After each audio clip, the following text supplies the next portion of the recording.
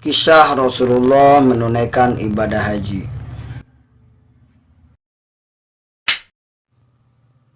Kisah Rasulullah menunaikan ibadah haji. Assalamualaikum warahmatullahi wabarakatuh.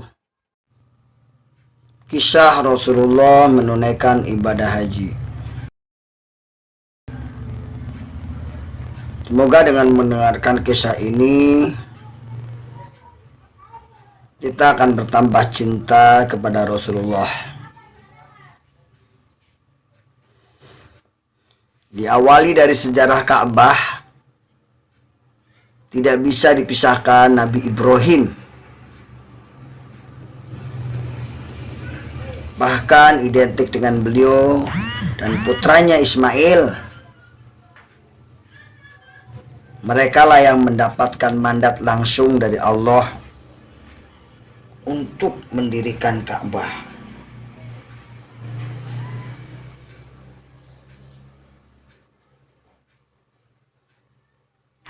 Setelah mereka mendirikan Ka'bah dan mendapat seruan perdana pelaksanaan haji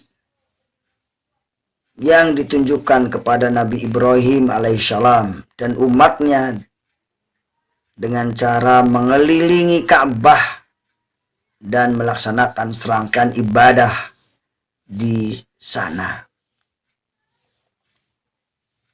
Namun fungsi mulia ini dinodai oleh generasi pra-Islam dengan menjadikannya sebagai tempat penyembahan berhala.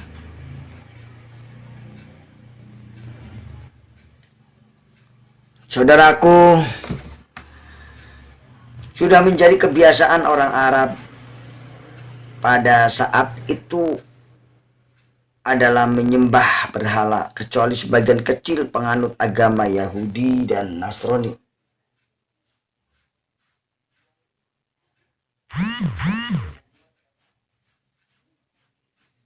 Di mana penganut agama Yahudi dan Nasrani ini,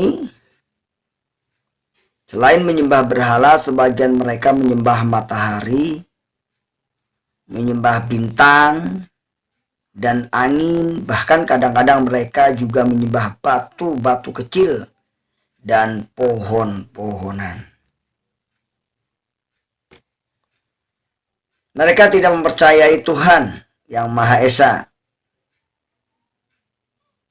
Padanya masing-masing daerah mempunyai dewi-dewi yang banyak jumlahnya. Salah satu berhala yang terkenal adalah Al-Uzza, Al-Lata, Al-Manah, dan Hubal.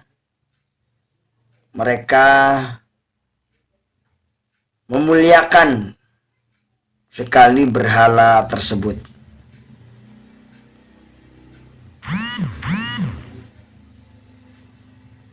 Maka setelah Nabi Muhammad SAW diangkat menjadi Rasul, yaitu umur 40 tahun, beliau membawa perubahan besar terhadap fungsi Ka'bah sebagai Baitullah atau rumah Allah. Karena bangsa Arab pada zaman jahiliyah telah menjadikan Ka'bah tempat berhala-berhala yang mereka anggap sebagai Tuhan yang dapat menolong mereka.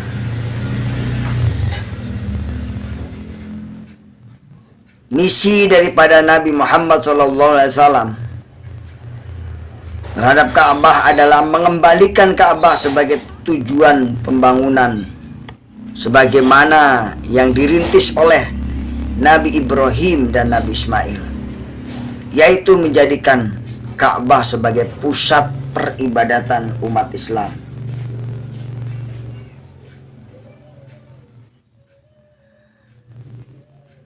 Meskipun dengan penuh tantangan dan rintangan dari berbagai pihak yang membenci Islam, dan dengan izin Allah pada abad ke-8 Hijriah kaum muslimin mendapatkan kemenangan dari kafir Quraisy yang dikenal sebagai Fathul Makkah, terbukanya atau kemenangan kota Makkah. Kaum muslimin pun membuang semua berhala-berhala yang tergantung di sekeliling Ka'bah serta melakukan tawaf sebanyak 7 kali sebagai rasa syukur kepada Allah yang telah memberikan kemenangan bagi kaum muslimin. Penaklukan kota Mekah ini dijelaskan dalam surat An-Nasr, idza jaa nasrullahi wal fathu, apabila telah datang pertolongan Allah dan terbukanya kota Mekah. Wa ra'aitan nas, maka kamu lihat manusia masuk agama Allah dengan berbondong-bondong. Yadkhuluna fi dinillahi afwaja. Fasabbih bihamdi rabbika wastaghfir. Maka bertasbihlah dengan memuji Tuhanmu dan memohonlah ampun kepadanya. Sungguhnya Allah Maha Penerima Taubat. Penaklukan kota Mekah yang terjadi pada 8 Hijriah, di mana dengan turunnya surat An-Nasr ini, di mana penaklukan kota Mekah ini menjadi pembuka sejarah baru umat Islam, yang secara otomatis Islamlah yang menguasai politik sekaligus mengangkat posisi dan kedudukan Nabi Muhammad SAW sebagai penguasa tertinggi di wilayah Jazirah ini. Kemenangan Nabi atas Mekah menjadi lambang kemenangan kebenaran dan terputusnya era kebatilan di kota Mekah. Maka sahabat, pada tahun berikutnya, yaitu ke-9 Hijriah, Rasulullah mengangkat Abu Bakar sebagai Amirul Hajj, pemimpin ibadah haji, menyertai kaum muslimin untuk mengerjakan ibadah haji. Rasulullah SAW pada saat itu tidak ikut melaksanakan ibadah haji karena masih terkait dengan perjanjian Hudaibiyah yang melarang Rasulullah memasuki kota Mekah. Pada tahun 10 Hijriah, yaitu 2 tahun setelah kemenangan Fathul Mekah, Nabi merasa bahwa dakwahnya telah sempurna dan beliau menyadari bahwa masa hayatnya sudah dekat. Karena itu Nabi merencanakan untuk menunaikan ibadah haji yang terakhir. Inilah yang disebut dengan haji wadah, haji perpisahan. Sahabat sekalian, pada tanggal 25 Zulhijjah tahun ke-10 Hijriah, Nabi berangkat membawa semua istrinya masing-masing dalam kendaraan. Ini diriwayatkan oleh Muhammad Hussein Haikal dalam kitabnya, yaitu Hayatul Muhammad.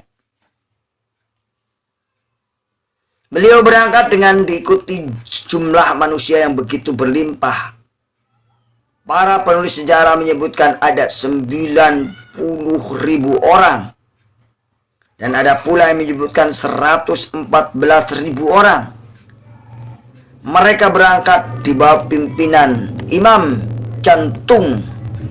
Mereka penuh kemuliaan, penuh keikhlasan menuju Baitullah untuk melaksanakan ibadah haji besar. Ketika mereka tiba di Zulhulaifah, Nabi mendirikan kemah atau tenda sehingga lewat tengah malam. Pada pagi harinya Nabi menyuruh para jamaah untuk mengenakan pakaian ihram. Dengan pakaian ihram inilah mereka menghadap Tuhan dengan derajat yang sama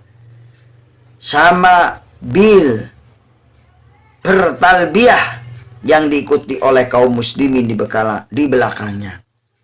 Subhanallah walhamdulillah wa la ilaha illallah wallahu akbar. Di mana bunyi talbiyah adalah labbaik Allahumma labbaik, labbaika la syarikalah,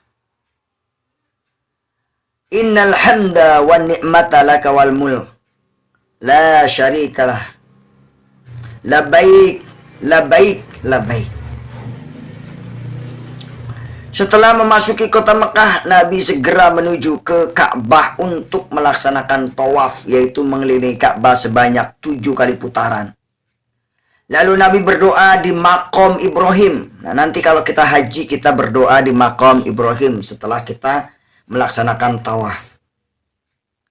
Setelah itu Nabi keluar dari Masjidil Haram untuk melakukan sa'i. Setelah berdoa di Maqam Ibrahim, kita keluar melaksanakan ibadah sa'i setelah setengah berlari-lari kecil, yaitu dari Bukit Safa dan Marwah sebanyak 7 kali.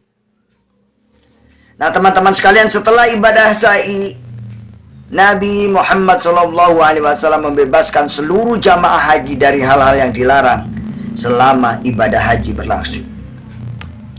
Tepatnya pada tanggal 8 Dzulhijjah, Nabi meninggalkan kota Mekah dan menuju ke Mina dan bermalam di Mina. Setelah menunaikan sholat subuh, Nabi menuju ke tanah Arafah. Dan di tempat ini kemudian beliau menyampaikan khutbahnya, di mana ada 4 pesan penting yang terkandung dalam khutbah Nabi Muhammad SAW. Yang pertama, nasihat untuk senantiasa mengabdi kepada Allah Subhanahu wa Ta'ala. Yang kedua, nasihat agar menghargai harkat martabat para perempuan, istri-istri. Yang ketiga, nasihat supaya umat Islam senantiasa menjaga ukhuwah Islamiyah. Dan yang keempat, terakhir ialah menjadikan agama Islam sebagai agama yang resmi. Hal ini diungkapkan Nabi setelah menerima wahyu yang terakhir, surat Al-Maidah ayat 5. Al-yawma akmaltu lakum dinakum wa atmamtu alaikum nikmati wa raditu lakumul Islam madina. Pada hari ini aku sempurnakan agamamu untuk kamu sekalian, dan telah aku sempurnakan pula nikmat-nikmatku untuk kamu, dan aku rela Islam menjadi agamamu sekalian. Selanjutnya, setelah Nabi Muhammad SAW membaca ayat tersebut, yakni surat Al-Maidah ayat 5, Nabi meninggalkan Arafah dan sore hari menghabiskan waktu malamnya di Muzdalifah. Pada hari berikutnya, Nabi menuju ke Masy'aril Haram, Masjidil Haram, lalu dilanjutkan ke Mina. Di sinilah Nabi menyembelih kurban sebanyak 63 ekor untuk masing-masing 63 tahun usia Nabi. Lalu Nabi menggenapkan khutbahnya, kurbannya menjadi 100 ekor unta. Setelah itu Nabi Muhammad SAW memotong sebagian rambutnya, atau yang disebut dengan tahallul, yang menandai kesempurnaan pelaksanaan ibadah haji. Dalam menjalankan haji wada ini, Nabi menjelaskan secara praktis bagaimana umat Islam menjalankan kewajiban dalam ibadah haji. Saudaraku yang dimuliakan oleh Allah Subhanahu wa Ta'ala, dengan kata lain, ibadah haji ini adalah ibadah yang betul-betul memerlukan sebuah pengorbanan, baik harta, waktu, maupun yang kita miliki, keluarga kita tinggalkan, untuk melaksanakan ibadah haji. Hanya semata-mata untuk mengabdi kepada Allah Subhanahu wa Ta'ala. Wa ma umiru illa liya'budullah mukhlishina lahuddin.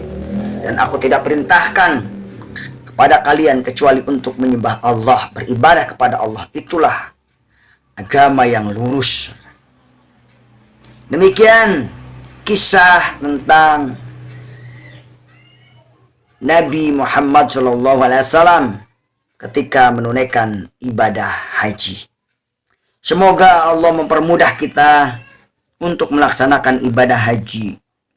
Dan semoga Allah memberikan kelancaran kepada kita, kesehatan dalam melaksanakan ibadah haji. Amin amin ya rabbal alamin. Billahi taufiq wal hidayah. Wassalamualaikum warahmatullahi wabarakatuh.